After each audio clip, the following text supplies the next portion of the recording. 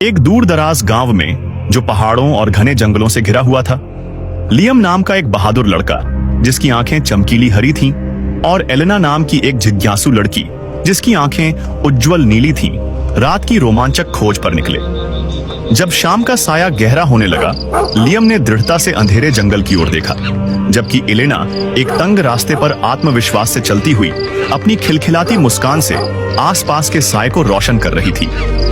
दोनों मिलकर किले के दरवाजे पर खड़े हुए, हाथों में हाथ डालकर उत्साह और बेचैनी का अनुभव कर रहे थे। अंदर एक मंद रोशनी वाले कमरे में, जो जाले और झिलमिलाती मोमबत्तियों से भरा हुआ था, अचानक एक हवा का झोंका आया और रोशनी बुझ गई। लियम हड़बड़ाया, जबकि एलेना एक रहस्यमय चमकती चीज के करीब झुकने लगी। अचानक एक आत्मिक छाया प्रकट हुई, जो एलेना को अपनी चमकदार उपस्थिति से मोहित कर रही थी। भय की लहर दौड़ गई जब साए उनके चारों ओर घेरने लगे, और लियम ने एलेना को भागने के लिए कहा। हमें यहाँ से निकलना होगा। वे टूटे फूटे सीढ़ियों से तेजी से नीचे दौड़े।